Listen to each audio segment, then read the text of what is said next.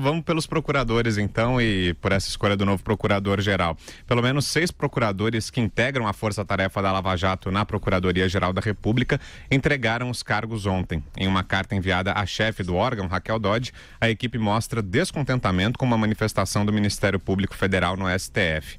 Entre os integrantes da Lava Jato que entregaram os cargos está a procuradora Raquel Branquinho, chefe da área criminal. Nesta tarde, o Gabinete de Segurança Institucional da Presidência da República teria comunicado ao subprocurador-geral da República, Augusto Aras, que ele será indicado ainda hoje por Jair Bolsonaro como o novo procurador-geral da República. Ô Constantino, começo por você, então. Não gostou da ideia? Não gostei não, né? É uma coisa realmente medonha, eu diria que é um golpe duríssimo, aliás, o mais grave até agora do governo Bolsonaro e das ações do próprio presidente para asfixiar a Lava Jato. Isso, se de um lado ele estava provando que ele ainda estava ali do lado da Lava Jato, com essa escolha ele realmente afundou de vez, e eu vou te falar, pela reação inicial de muitos que eu chamo carinhosamente de minions, tamanho, o grau de devoção e de passar pano em tudo que o governo faz, inclusive de errado, eu vou te falar que isso vai gerar um racha realmente muito grande na sua base e ele vai perder muitos apoiadores.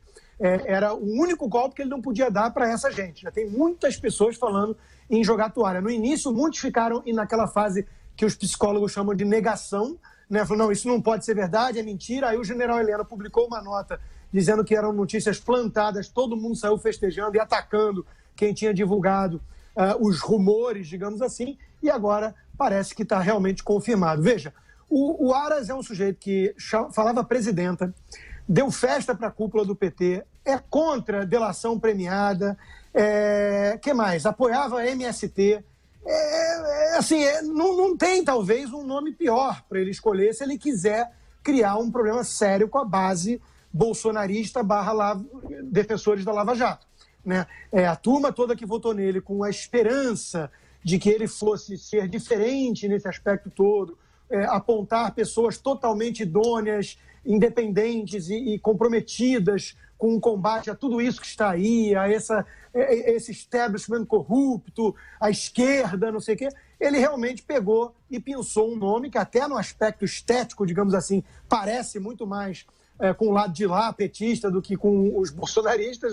Ele realmente escolheu a dedo um dos piores nomes, né? Então, eu estou curioso para ver a reação, porque, sem dúvida, vão ter aqueles, né, que defendem, não importa o que aconteça, que vão ter que dar um jeito de justificar isso, né? Mas é injustificável. Então, essa é a conclusão. A escolha de Augusto Aras como PGR é indefensável do ponto de vista de tudo aquilo que a eleição de Jair Bolsonaro representou.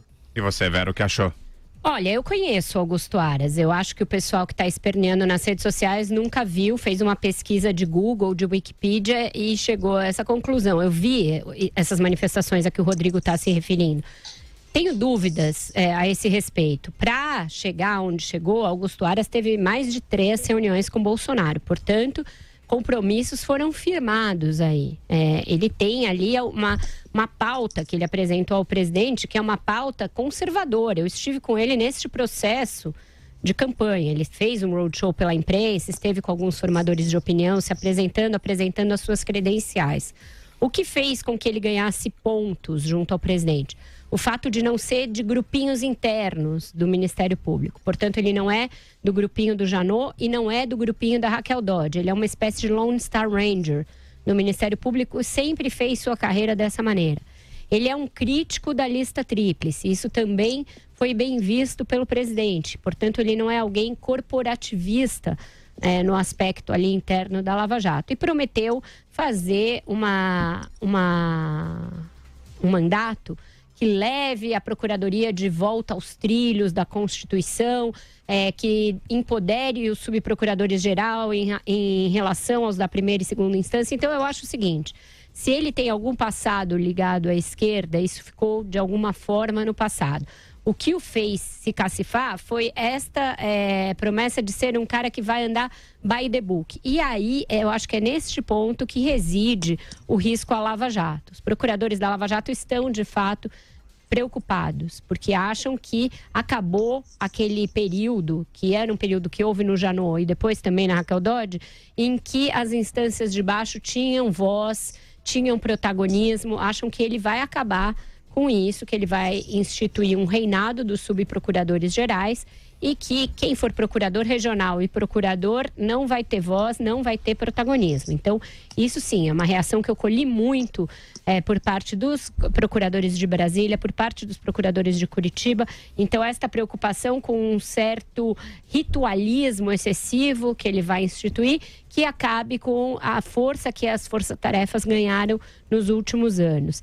Essa ligação com a esquerda, sinceramente, eu acho que isso, se houve, ele já prometeu para o Bolsonaro empenhar no altar ali dos sacrifícios. Não vejo, o discurso dele é todo muito conservador, família, instituições, é um discurso talhado para agradar o bolsonarismo. É com esse discurso que ele se apresentou, por exemplo, ao Dias Toffoli e ao Alcolumbre, numa reunião que ele teve na terça-feira, que eu apurei também, e ao Rodrigo Maia. Então, ele fez a corte a esses personagens que estavam fazendo a cabeça do presidente de alguma maneira quanto à escolha do futuro Procurador-Geral da República. O que eu acho positivo nesse aspecto? Não ter ficado um interino. Isso seria o pior dos mundos mesmo. Isso seria o presidente praticamente deixar o Procurador-Geral da República sob a sua tutela. Então, ele não fez isso, ele flertou com essa possibilidade. Bolsonaro vai mostrando aí um método de decisão em que ele flerta com o pior, colhe o resultado e aí adota uma espécie de uma solução média.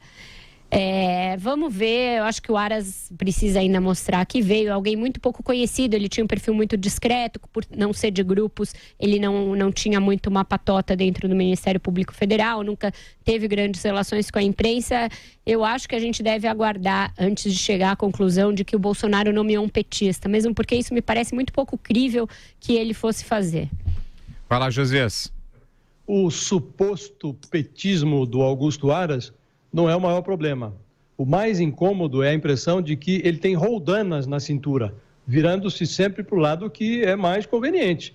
Ontem PT, hoje Bolsonaro, essa é a preocupação.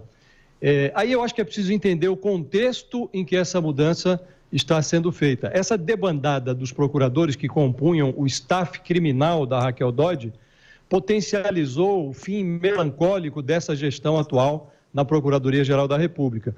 E há duas sinalizações relevantes nessa movimentação que se observa nesse momento na cúpula do Ministério Público Federal. Procuradores graduados reagiram a uma decisão que lhes pareceu mais política do que jurídica. Há um mês, o coordenador do grupo que cuida da Lava Jato aqui em Brasília, o procurador José Alfredo de Paula, ele já havia batido em retirada. Ele estava insatisfeito com o ritmo lento da Raquel Dodge nas investigações. E a Procuradora-Geral mantinha na gaveta, desde janeiro, a delação do Léo Pinheiro, da OAS. De repente, na terça-feira, a Raquel Dodge enviou essa delação ao Supremo para a homologação. Mas ela requereu de antemão ao ministro Edson Fachin, que é o relator da Lava Jato no Supremo, o arquivamento dos trechos em que o Léo Pinheiro encosta mais um caixa 2 na reputação do Rodrigo Maia, que é o presidente da Câmara, e diz ter pagado uma propina a José Ticiano Dias Toffoli, ex-prefeito de Marília, irmão do presidente do Supremo. A Raquel Dodge diz que agiu dentro da Constituição, não fala sobre a investigação, porque corre sob sigilo, mas os procuradores sentiram um cheiro de enxofre. E meia dúzia de procuradores pediram a exoneração dos cargos. Fizeram isso uma nota sob a alegação de que estão do lado da instituição e da sociedade, insinuando que a Raquel Dodge não está do lado da instituição nem da sociedade. Esse tipo de discurso dá uma ideia do ânimo que a corporação tem em relação a esse sucessor da Raquel Dodge. Não parece haver muita disposição para aceitar eventuais conchavos passivamente. Essa opção do Bolsonaro por um procurador retirado, extraído do bolso do colete, pode ser um passaporte para o inferno. Porque o procurador não é um rei na procuradoria, ele é simplesmente um coordenador dos trabalhos. E o Bolsonaro pode estar comprando uma encrenca grande se o procurador chegar com essa disposição de contemporizar, de desligar a Lava Jato da tomada. Pode ser um problema grande. Eu acho que vai dar um bug na cabeça de muito ouvinte hoje, a Vera dando de alguma forma uma defesa ou uma justificativa da escolha e eu chamando de indefensável. Porque o interessante é o seguinte, eu entendo os pontos da Vera, mas a imagem é muito relevante. Ele é um sujeito, ou ele é biruta de posto de gasolina, como diz o Josias, tem roldana na cintura, né, que aponta para o lado que interessa, ou ele realmente tem um passado que vai trazer um ranço aí inaceitável para muitos bolsonaristas.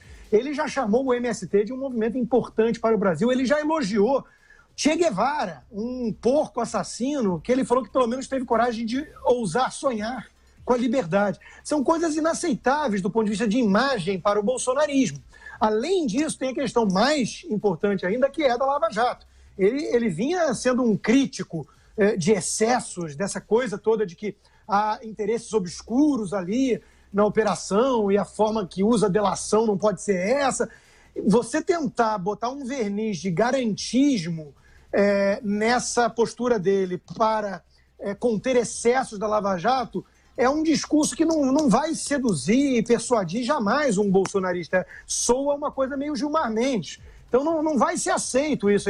As pessoas estão realmente olhando e desanimadas, algumas incrédulas e outras muito desanimadas. É verdade que ele fez alguns discursos de ideologia de gênero, de homofobia, uma coisa mais na direção aí do presidente. Mas, dado que tinha a suspeita, por conta do filho senador lá, de o Bolsonaro estar se aproximando do Dias Toffoli, está se afastando do Moro, essa coisa toda de fritura que nós aqui lidamos o tempo todo em relação ao Moro e que eles, bolsonaristas, acusavam de ser intriga da imprensa fofoqueira, né? Uma decisão dessas é uma pá de cal nesse discurso. Como é que fica aquele sujeito que foi para as ruas naquele domingo se manifestar, né, pedindo veto e falando do impeachment do Toffoli, não sei o quê? Como é que fica a situação desse sujeito hoje? Né? O que ele vai fazer para dormir ou para acordar amanhã e justificar a postura dele? Não vai poder demonizar a imprensa. Aliás, é curioso isso da imprensa, porque o Bolsonaro usou como desculpa esfarrapada isso. Ele falou, ao anunciar, que a imprensa ia bater muito nele, que isso era bom sinal. Não, presidente, não é sempre a imprensa que bate, e nem sempre quando a imprensa bate é bom sinal. Isso é uma desculpa binária de bolsonarista, né, fanático. Veja, quem está batendo no senhor hoje são os seus eleitores. Eles estão decepcionados, eles não vão engolir essa. Não, veja bem, eu não acho que ele não seja um garantista engavetador, tá? Eu acho que isso ainda pode vir a ser, justamente porque ele fez compromissos. E o próprio presidente fez restrições nessa linha que você está fazendo nos últimos dias. Ele disse, olha, muitas vezes o Ministério Público persegue, eu mesmo fui vítima. Isso ao falar da própria lei de abuso de autoridades. Então, eu não duvido que ele vá colocar a Lava Jato em banho-maria. A minha dúvida é quanto à validade, hoje em dia, da proximidade, eventual proximidade dele com a esquerda, com o PT, com o MST, o que é que seja. Essa eu acho que ele já deixou para as calendas para ser nomeado. Então, eu acho que ele vai fazer uma pauta de costumes. Mas aí resta saber se deixou por oportunismo ou por convicção. Mas isso daí a gente... É aquela coisa que você falou ontem, aferir as intenções é a coisa mais difícil que tem. Mas sabe que eu acho que a coisa que menos importa agora é reação de rede social, de bolsonarista. Exato. O que interessa agora é saber a importância dessa indicação para a instituição, para a Procuradoria-Geral da República. O Bolsonaro fugiu da lista tríplice sob o argumento aceitável por algum ponto de vista de que era preciso fugir da corporação, porque essa lista embutia alguma espécie de corporativismo. Aí ele vai para um lado oposto, que é um personagem que estava favorito, deixou de ser favorito, aí passou semanas encontrando-se com políticos culpados, cúmplices, se encontra com o presidente várias vezes. Que acordos firmou com o presidente? Que tipo de gestão esse personagem vai fazer com esses compromissos todos que ele teve que firmar antes de chegar ao posto? Isso é que eu acho que é mais... Josias, e a gente só não pode deixar de mencionar que ele era o preferido do Flávio Bolsonaro. Não era aquele do Rio, aquele lá que não chegou, que chegou a ser uma viúva porcina, foi sem nunca ter sido. Tinha um que era preferido mais ainda, que era indicado pelo advogado dele, né? Esse do Rio que dançou. Sim. Então havia possibilidades piores. Só uma coisa importante, uma das cismas do Bolsonaro para nomear o Procurador-Geral da República era que ele tivesse que colocar na geladeira a procuradora Débora Duprá, que hoje ocupa a Procuradoria dos Direitos do Cidadão. Ela tem mandato até maio de 2020. Isso é uma coisa que eu apurei e escrevi agora há pouco. Para destituí-la, se esse tivesse sido um dos compromissos firmados ali, o cara vai ter de convocar o Conselho Superior do Ministério Público e pedir a destituição dela. Então, é um ato de truculência bastante elevado, que aí eu acho que a corporação não vai aceitar. Então, a gente pode viver momentos de turbulência, a analisar a partir de agora, porque esse é o ponto. Dada a independência de cada procurador ali, garantida pela Constituição, a gente vai ter uma coisa atritada se o Aras chegar com esse intuito de frear tudo e de aparelhar tudo.